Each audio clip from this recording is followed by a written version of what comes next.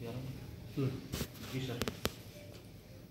31 जुलाई की सुबह हमारे पास ये सूचना आई कि मंडरेला थाना क्षेत्र में बजावा गांव में एक बुजुर्ग दंपत्ति की काफ़ी निर्मम तरीके से किसी धारदार हथियार से हत्या कर दी गई। जिस तरीके की घटना थी और जिस तरीके से हत्या कारित किया गया था, उसकी गंभीरता को देखते हुए पूरे ज़िले लेवल की एक हमने स्पेशल टीम का गठन किया, जिसमें करीब 35 लोग थे। ये 35 लोगों को अलग अलग टीमों में डिवाइड किया, सबका अपना अपना काम दिया गया और पिछले 5 दिनों से ये अथक प्रयास कर रहे थे। करीब 200 से ज़्यादा लोगों से पूछताछ की इन्होंने, 160 से ज़्यादा CCTV फुटेज खंगाले गए। साथ ही साथ जो तकनीकी जो विश्लेषण करते हैं, चाहे वो CDR हो, BTS हो, टावर डंप एनालिसिस हो, वो सारा चीज़ कर रहे थे। और इन सारे प्रयासों के परिणाम स्वरूप आज हमने 2 जो मुख्य आरोपी हैं इस घटनाक्रम में, उनको हमने गिरफ्तार किया है। इनके नाम नवीन और अर्पित हैं।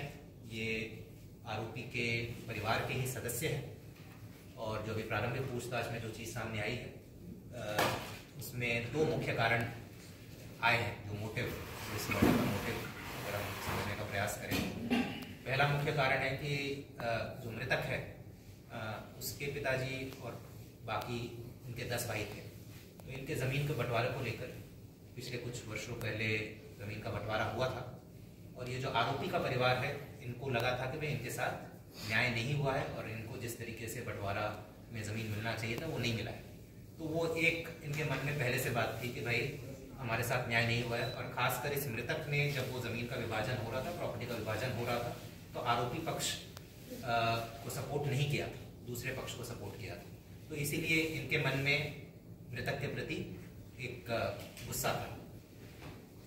इसके अलावा एक और चीज़ जो सामने आई है प्रारंभिक पूछताछ में, जो मुख्य आरोपी है वो मृतक के घर पर रहता था और उनके काम में हाथ बटाता था। मृतक का जो बेटा है उसके दुकान थी, उसमें भी ये काम करता था, बीच बीच में हाथ बटाता था।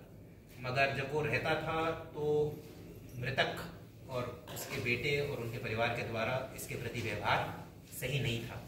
बहुत बार इसे धुतकार दिया जाता था या इसकी बेइज्जती करते थे, इसे नीचा दिखाया जाता था, जिसकी वजह से इसके मन में एक अंदर से काफ़ी नफरत पैदा हो गई मृतक और उसके परिवार के प्रति। प्लान कर रहा था कि एक तो जो ज़मीन संबंधित जो विवाद था और जो प्रॉपर्टी का विभाजन था, उसमें भी हमारे साथ अन्याय हुआ, उसमें भी मृतक ने हमारा सपोर्ट नहीं किया और साथ ही साथ मृतक और उनकी वाइफ और जो उनका बेटा है उनका बर्ताव भी मेरे प्रति अच्छा नहीं था। तो ये दोनों मोटिव को ध्यान में रखते हुए काफ़ी दिनों से प्लानिंग कर रहा था कि एक तो मृतक और उनके पत्नी को मारना है, साथ ही साथ इसका इरादा उसके बेटे को भी मारने का था।